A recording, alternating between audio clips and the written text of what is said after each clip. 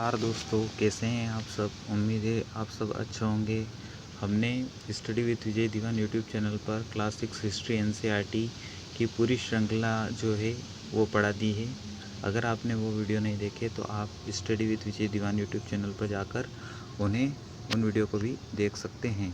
दोस्तों, आज हम शुरुआत कर रहे हैं class 7 history NCERT chapter number 1, हज़ारों वर्षों के दौरान हुए परिवर्तनों की पड़ताल।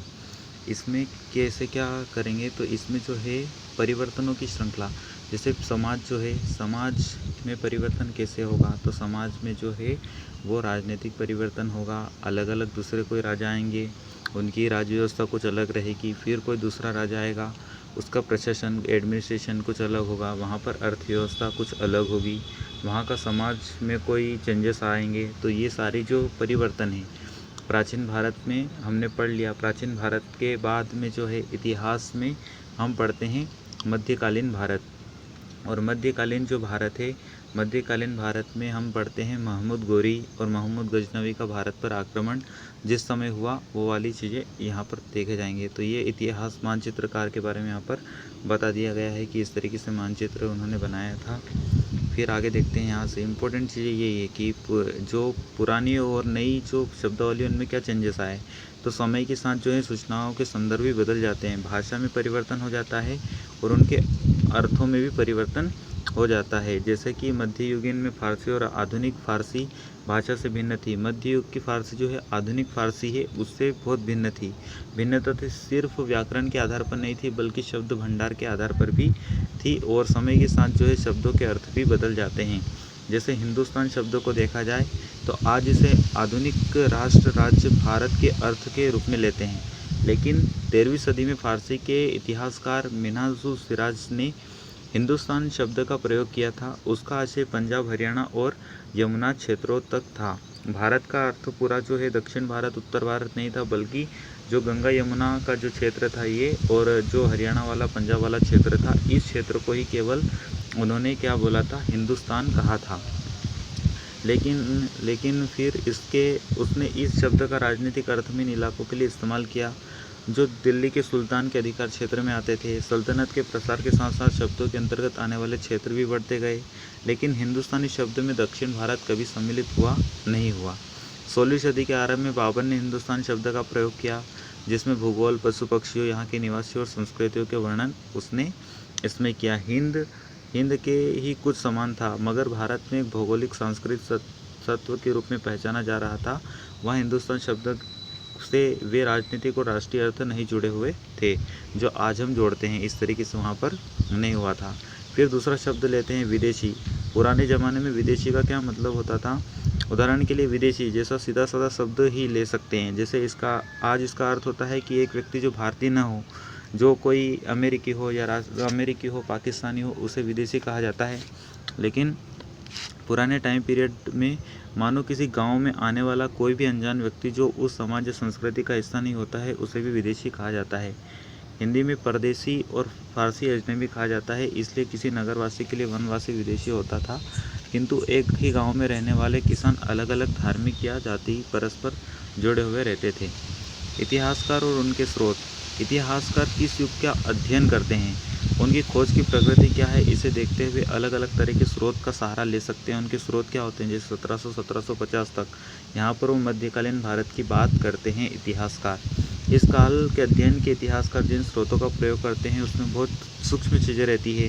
जानकारियों को इकट्ठा किस तरीके से करते हैं, तो सिक्के, शिलालेख, स्थापत्य, भवन निर्माण से लिखित सामग्री के आधार पर वो यहाँ पर जानकारी इकट्ठा करते हैं और इतिहास का लेखन कार्य जो है उसको करते हैं। लेकिन जो उस समय जो है सारी चीज़ें किस तरीके से थी, उस समय जो है बड़े पैमाने पर उपलब्ध था। क्या था, कागज़ जो था सस्ता था, क्योंकि उसकी डिमांड ज़्यादा थी, इसलिए कागज़ सस्ता हो गया था। सारे धर्म ग्रंथ, शासकों के वृत्तांत, संतों के लेखन तथा उपदेश, अर्जियाँ, अदालतों के दस्तावेज, हिसाब तथा करों के खाते सब कैसे थे, तो लिखित थे। और लिखित भी कैसे, तो हस्तलिखित, हाथों के द्वारा जो है इनको लिखा जाता था। ये जो है हस्तलिखित है। वर्तमान समय में क्या है, आज तो प्रिंटिंग प्रेस आ गई, प्रिंटिंग प्रेस के माध्यम से जो है प्रिंट हो जाता है। लेकिन पुराने ज़माने में ये सारी जो चीज़ें थी ये हस्तलिखित थी। जैसे अदालतों के दस्तावेज वगैरह ये जो है हाथ के माध्यम से लिखे जाते थे। अभिलेखागार क्या होता है? तो अभिलेखागार जो एक स्थान होता है, ऐसा घर होता है जहाँ पर सरकारी जो दस्तावेज रहते हैं, सारे सरकारी दस्तावेज जो है उस घर में रखे जाते हैं, तो उसे अभिलेखागार कहा जाता है। इस तरीके से देख सकते हैं। नए सामाजिक और राजनीतिक समूह 1750 से 1700 से 1750 के बीच हजारों वर्षों का अध्ययन इतिहासकारों के भारी आगे चुनौती थी। क्यों थी? क्योंकि उसमें बहुत सारे परिवर्तन हुए, सामाजिक, आर्थिक, राजनीतिक जो है ये सारे परिवर्तन हुए। कृषि में भी परिवर्तन हुए, नए नए टेक्नोलॉजी आ गई, जैसे सिंचाई में रहट का इस्तेमाल पुराने समय में नहीं होता था, लेकिन मध्यकालीन समय में जो है रहट का इस्तेमाल किया गया। कताई में चरखे का इस्तेमाल, युद्ध में आग्नेयास्त्र, बारूद वाले हथियारों का इस्तेमाल किया गया। खान पान में भी परिवर्तन आया, जैसे आलू, मक्का, मिर्च, चाय, कॉफ़ी इत्यादि। तमाम परिवर्तन नई प्रौद्योगिकी और फसलें आने के साथ में जो परिवर्तन आर्थिक, राजनीतिक और सामाजिक आर्थिक परिवर्तन जो है वो होने लगा। इस युग में लोगों की गतिशीलता एक स्थान से दूसरे स्थान पर जाने में बहुत बढ़ गई। अवसर की तलाश में झुंड कर दूर दूर की यात्राएं करने लगे और अपार संपदा और अपना भाग्य करने के लिए उनमें अपार संभावनाएं मौजूद थी।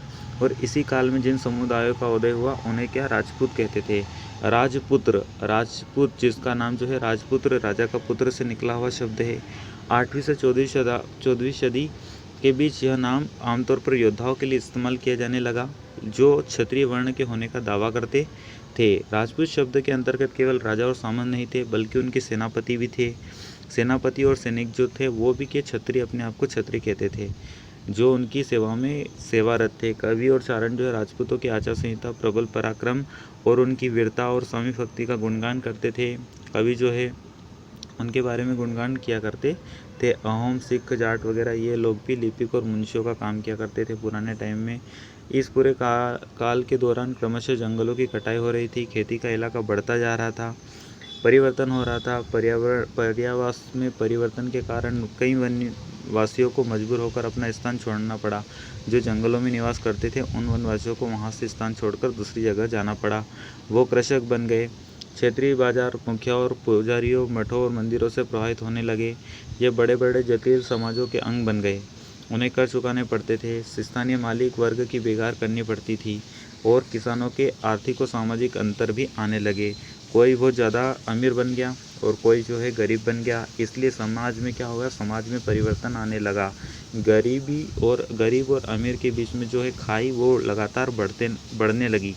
ये जो है ये समस्या हर युग, हर समाज और हर टाइम पीरियड में ये वाली समस्या रही है कि जो भी समाज है, समाज का ढांचा इस प्रकार है कि ऊपर वाले पायदान में कुछ चंद लोग हैं, लेकिन जो नीचे वाली जो भी सीढ़ी रहेगी, इस सीढ़ी में बहुत सारे लोग जो है वो गरीब तबके के रहते हैं। तो ये जो है ये सारी चीज़ें थी। अपने सदस्यों के व्यवहार का नियंत्रण करने के लिए कुछ जातियाँ स्वयं अपने आप में नियम बनाती थी। ये सामाजिक परिवर्तन था। नियमों का पालन जाति के बड़े बुजुर्ग लोग ही किया करते थे। इसे जाति पंचायत का नाम दे दिया गया था और गाँवों के रीति रिवाज के आधार पर ही ये चलती थी और राज्य की छोटी इकाई पर कार्य करती थी। अब क्षेत्र और साम्राज्य, तो चोर, तुगलक और मुगल साम्राज्य, बड़े बड़े राज्यों के अंतर्गत कई सारे क्षेत्र आ जाते थे। दिल्ली के सुल्तान गयासुद्दीन बलबन के बारे में एक संस्कृत प्रशस्ति में उनकी जानकारी प्राप्त होती है। पूर्व में बंगाल से लेकर पश्चिम में अफगानिस्तान के गजनी तक फैला हुआ था। किसका? गयासुद्दीन जो तुगलक है, तुगलक वंश में आएगा गयासुद्दीन तुगलक नहीं, गयासुद्दीन बलबन जो है वो जो है ये है शमशी वंश, या फिर जो है शमशी वंश, या जो कुतुबुद्दीन ऐबक जिनने गुलाम वंश की स्थापना करी थी, उस गुलाम वंश में जो है बलबन था। उस बलबन का जो है जिक्र जो है वो संस्कृत प्रशस्ति में भी आता है। उसका साम्राज्य पूर्व में बंगाल से लेकर पश्चिम में अफगानिस्तान की गजनी, जो आज अफगानिस्तान की काबुल राजधानी है, उसलिए गजनी तक फैला था। और जिसमें संपूर्ण दक्षिण भारत, द्रविड़ क्षेत्र भी आ गया था, जिसमें गौड़, आंध्र, केरल, कर्नाटक, महाराष्ट्र और गुजरात के क्षेत्र भी आते थे। तो इनसे इनकी जानकारी प्राप्त होती थी। ये सारी चीज़ें इसमें हैं। अब 700 तक कई क्षेत्रों के अपने अपने भौगोलिक आयाम तय हो चुके थे। सांस्कृतिक विशेषताएं और अपनी भाषा स्पष्ट हो गई थी, किस क्षेत्र में कौन से, जैसे महाराष्ट्र, गुजराती, इस तरीके से। चोल, खिलजी, तुगलक और मुगल जैसे राजवंश अपने अपने क्षेत्रों में फैला एक विशाल साम्राज्य भी खड़ा कर लिया। ये आने वाले चीज़ों में बढ़े जाएगा। 18वीं सदी में मुगल वंश के पतन के ढलान पर था और फलस्वरूप क्षेत्रीय राज्य उभरने लगे। अगर कोई भी केंद्रीय प्रशासन कमज़ोर हो जाएगा। स्टेट में अगर केंद्र सरकार कमज़ोर हो जाएगी तो स्टेट को ज़्यादा पावर मिल जाएगी, स्टेट भी क्या अपने आप में उभरने लगेंगे। इसलिए पुराने टाइम पीरियड में ऐसा था कि केंद्र अगर जो मुख्य किसी देश में जो मुग़ल वंश था, बहुत बड़ा साम्राज्य हुआ करता था, पूरे भारत में फैला हुआ था। लेकिन जैसे जैसे इसके उत्तराधिकारी जो अयोग्य उत्तराधिकारी थे, उनके कारण जो है इस वंश का पतन हो गया।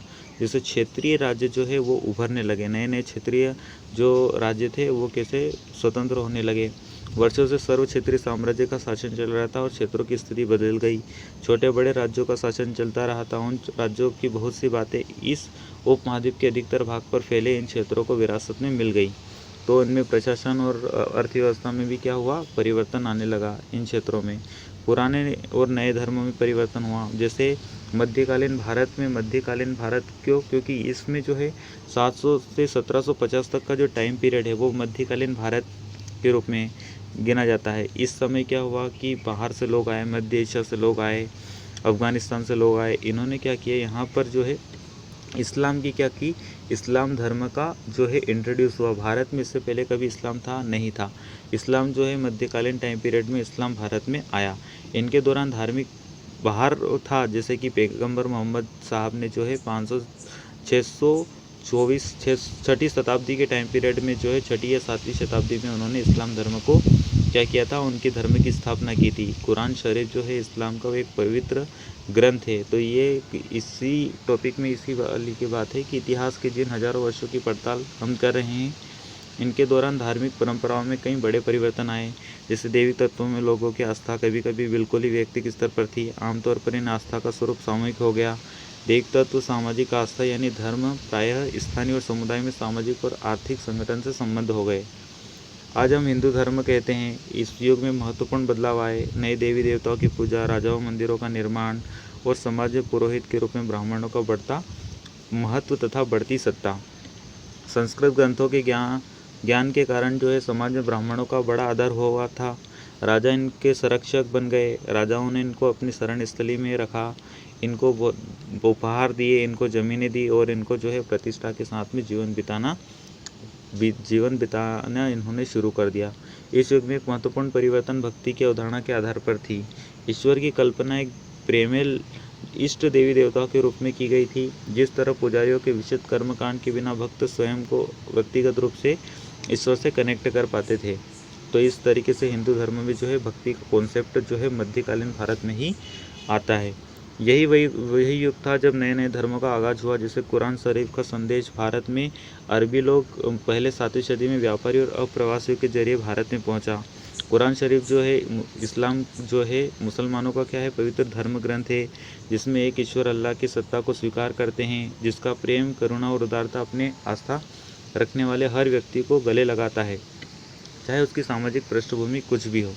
कई शासक इस्लाम और उनके विद्वान धर्मशास्त्रियों, न्यायशास्त्रियों अर्थात उलेमा को संरक्षण देते हैं। उलेमा क्या होते हैं? उलेमा जिस तरीके से हिंदू धर्म में पुरोहित रहते हैं, जो धार्मिक अनुष्ठान करते हैं, जो धर्म की शिक्षा देते हैं, उसी प्रकार जो मुसलमान हैं, जो इस्लाम है, इस्लाम में भी जो धार्मिक शिक्षा देने का काम करते हैं वो उलेमा रहते हैं, धर्म के ठेकेदार बोल सकते हैं। इस तरीके से ये जो रहते हैं, ये उलेमा इनका संरक्षण देते थे।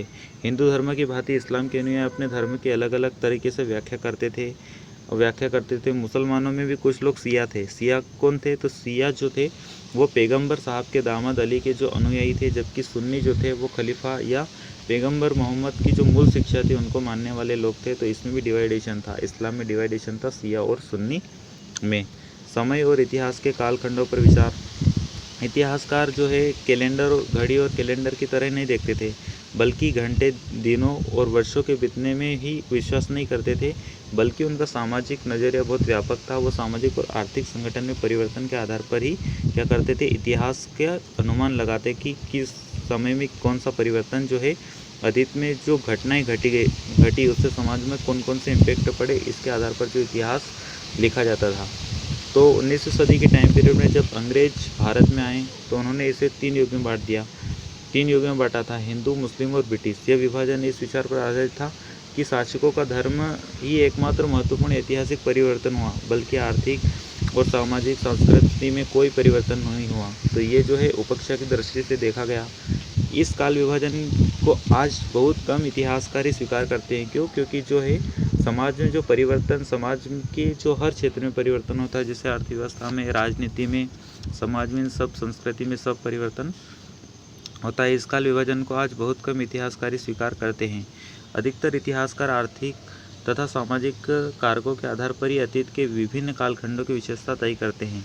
पिछले साल अपने जो इतिहास पढ़े थे उनमें प्राचीन समाज में कई प्रकार का समावेश था। शिकारी, संग्राहक, प्रारंभिक दौर के कृषि कर्मी, शहर और गाँवों के निवासी, राज्य और साम्राज्य, सारे जो चीज़ें थी ये शिकारी संग्राहक क्या थे, ये तो ये पारंपरिक लोग जो थे ये समाज में निवास करते थे। लेकिन मध्यकालीन इतिहास क्या था? जो समाज में विस्तार हो गया, क्षेत्रीय साम्राज्यिक राज्यों के उदय हो गए। कभी कभी तो ग्रामवासी और वनवासी की कीमत पर प्रधान धर्मों के रूप में हिंदू धर्म, इस्लाम धर्म के विकास और यूरोप से व्यापारिक कंपनियों के आधार पर भी क्या परिवर्तन होने लग गए। तो ये जो परिवर्तन हो रहा था भारत के इतिहास में, इस तरीके से परिवर्तन हुआ। तो हजारों साल में जो है भारत के इतिहास में किस तरीके से परिवर्तन हुआ, तो उस परिवर्तन की जो श्रृंखला है उसको आज हमने इस चैप्टर में डिस्कस किया है। दोस्तों, अगर वीडियो पसंद आया तो वीडियो को लाइक करें, शेयर करें और चैनल को सब्सक्राइब करें। मिलते हैं नेक्स्ट वीडियो में, तब तक के लिए धन्यवाद।